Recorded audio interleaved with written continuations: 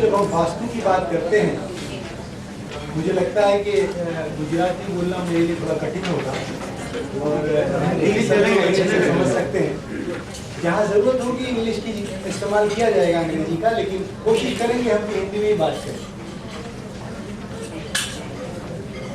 वास्तु की जटिलता जो है उसको समझने से पहले पता नहीं कि मुझे एक स्टोरी याद आ रही है, कहानी जो मैंने कुछ दिनों पहले एक अच्छी सी किताब में पढ़ी थी।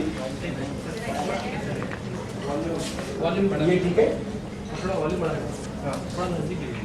अच्छा, इसको नजदीक, अब ठीक है।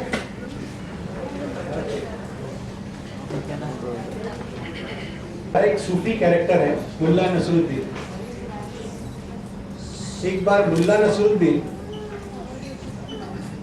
और उनकी पत्नी में झगड़ा हो गया, खूब झगड़ा हो गया। उनकी पत्नी जो थी वो थोड़ी सी हैवी थी और मुल्ला जी का सभी जानते हैं कैरेक्टर बहुत छोटा, दुबला पतला, ऐसा सुनने में आया है। तो मुल्ला जी घर के अंदर भागे, बाहर भागने का चांस नहीं था और वो अपने बेडरूम में गए और बेड के नीचे चले गए।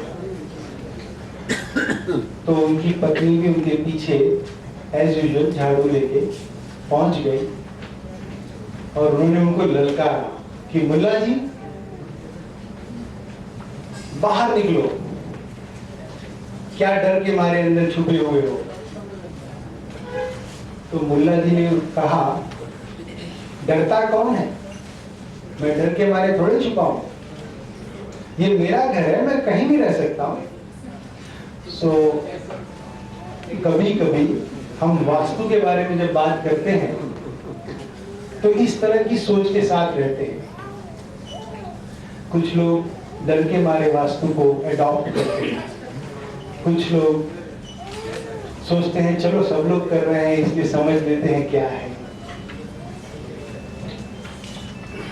विषय बहुत इंटरेस्टिंग है। एक जन ने एक बार मुझसे पूछा, शर्मा जी आप वास्तु को ज्योतिष के साथ जोड़ के जब बात करते हैं, भला एक वास्तु और ज्योतिष का हमारे अस्तित्व पर क्या संबंध, उसका क्या प्रभाव पड़ेगा। मुझे नहीं लगता है कि कोई प्रभाव होगा। और मुझे उन्होंने समय दिया 2 मिनट का, कहा कि आप 2 मिनट में इस बात को समझा सकते हैं। मैंने कहा मैं नहीं समझा सकता, प्रयत्न करते हैं, शायद ग्रहों की अनुकूलता से आप खुद समझ जाएं। हम सब जानते हैं कि हम बने हैं 5 तत्वों के। हम सब जो बने हैं वो 5 तत्वों के बने हैं। We are all made up of 5 elements. और ये 5 तत्व जिसको हम देखें, अग्नि, पृथ्वी, वायु, जल और आकाश। तैत्तिरीय उपनिषद में ये श्लोक आता है, आकाशाद वायु वायु अग्नि अग्नि आपः, इस तरह से कि आकाश तत्व के अंदर ही ये सारे बाकी के 4 तत्व हैं। अगर मैं ये कहता हूं कि मेरा शरीर, हमारा शरीर 5 तत्वों का बना है, और अगर मैं ये जानता हूं कि ये सारे 4 तत्व, इनफैक्ट 5वां तत्व आकाश तत्व के अंदर से बाहर निकले हुए हैं, उनकी उत्पत्ति आकाश तत्व से ही है, अगर ये समझ में आता है तो इस वाक्य को मैं और छोटा कर सकता हूं और ये कह सकता हूं कि हम सिर्फ आकाश तत्व के बने हैं। तो अंडरस्टैंड, छोटे में बात दिमाग में जरा बैठी, लेकिन थोड़ी कम बैठी। अगर हम आकाश तत्व के बने हैं तो आकाश तत्व तो हमेशा था, लेकिन हम तो हमेशा नहीं हैं। आज से 80 साल पहले नहीं थे, आज से 80 साल बाद नहीं होंगे। तो दूसरा ऐसा कौन सा आयाम है, ऐसी कौन सी बात है जो हमारे साथ जुड़ती है।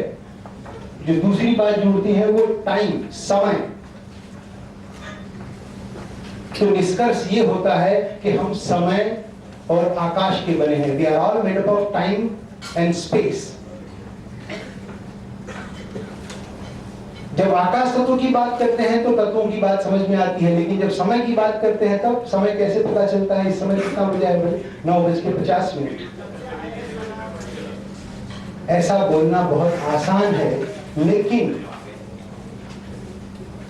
आप और हम सब ये जानते हैं कि हम सारे समय की गणना, जो भी हम टाइम का कैलकुलेशन करते हैं, वो सब अपने सूर्य और चांद की गति के आधार पर करते हैं। हमारे आसपास, हमारी पृथ्वी के चारों तरफ जो ग्रह पिंड घूमते हैं, एक जगह से दूसरी जगह जाते हैं, और उनकी वजह से, उनके सापेक्ष में, उनके संदर्भ में हम टाइम को गिनते हैं। वरना टाइम के गिनने का कोई तरीका नहीं है। हमारे पास सिर्फ एक ही तरीका है समय को गिनने का, वो है ग्रहों की स्थिति का परिवर्तन होना। ऐसा कभी नहीं हो सकता कि आप घड़ी में 6:30 बजा लें तो सूर्य अस्त हो जाएगा, ऐसा कभी नहीं हो सकता। हाँ, जब सूर्य अस्त हो रहा होगा तो आपकी घड़ी आप ठीक कर सकते हैं।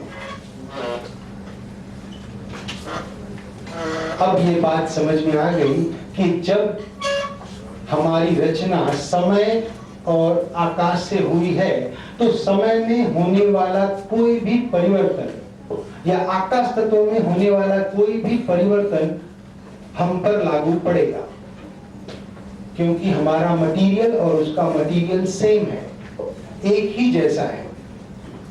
ये फिलॉसफी जरा भारी हो जाती है ना, क्योंकि हम जब यहाँ बैठे हैं तो इतनी बड़ी बड़ी फिलॉसफी के लिए नहीं बैठे, हम तो सिर्फ इसलिए बैठे हैं कि कोई हमें बता दे कि हमारे घर में हम जाएं तो क्या करते हैं ना, क्या गलत है क्या सही है, यही हम जानने बैठे।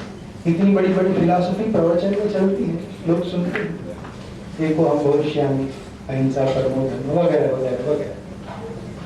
बट हम किस चीज के लिए आज यहाँ इकट्ठे हुए हैं कि ये सारी तत्वों को जानते हैं। अभी कुछ देर पहले एक जन ने कहा कि हमारा विज्ञान बहुत पुराना है, पता लगाएंगे बहुत पुराना है, वाकई पुराना है। लोकमान्य तिलक ने अपने टेक्स्ट बुक ओरायन में लिखा हुआ है 18वें पेज पे कि ये as per the research 7000 years पहले भी इसके लिटरेचर्स हमको मिले हुए हैं। ऋग्वेद के अंदर जो पहला शब्द आता है 10वें अध्याय के, उसमें ये कहा गया वास्तु शब्द का वहां परिकल्पन किया गया, वहां नक्षत्रों की गणना बताई गई है, वहां सूर्य की गति को गिना गया है। उस समय ये बताया गया है कि 720 यानी 360 अग्नि के चक्र है, यानी दिन और 12 महीने की गणना वहां कर दी गई। ज्योतिष और वास्तु का समन्वय बहुत तगड़े रूप से किया गया है। अब एक जने और मुझसे कहा कि ये साउथ वाला दरवाजा क्या चक्कर है भाई, बराबर जमता नहीं है, बिकता नहीं है, ऐसा कुछ है नहीं। अगर हम वास्तु को पूरी तरह से, अच्छी तरह से समझें और पढ़ें तो हमको ये पता चलेगा कि सभी दिशाओं में ऊर्जा का प्रवाह है। आप किस तरफ की ऊर्जा के प्रवाह से जुड़ना चाहते हैं, उससे जुड़ जाइए, वहां से आपको फायदा हो। बहुत सारे ऐसे लोग हैं जिनको पश्चिम की दिशा बहुत ज्यादा सूट करती है, वो वहां पे फ्लरिश होते हैं, काफी ग्रोथ करते हैं। बहुत सारे ऐसे लोग आपको देखने को मिलेंगे जो पूर्व की दिशा में बहुत बड़ा बड़ा दुकान और शॉपिंग कॉम्प्लेक्स बना के बैठे हैं और इंतजार ही कर रहे हैं अभी तक। तो ये कोई भी स्टैंडर्ड फार्मूला नहीं है। ज्योतिष में कहा गया है आपकी जन्म कुंडली में चंद्र जिस नक्षत्र का है, उस नक्षत्र की दिशा में आपका घर होना चाहिए। अब कैसे पता लगेगा कौन सा नक्षत्र है और नक्षत्र की दिशा कहाँ है, बहुत कॉम्प्लिकेटेड है। लीव दिस, जितने कॉम्प्लिकेटेड चीजें हैं सब छोड़ देते हैं। जो इजी चीजें हैं, जो आसान है, जिसको हम अभी समझें और 2 घंटे बाद जब घर पहुंचे तो देख के समझ जाए, ऐसी बात करते हैं।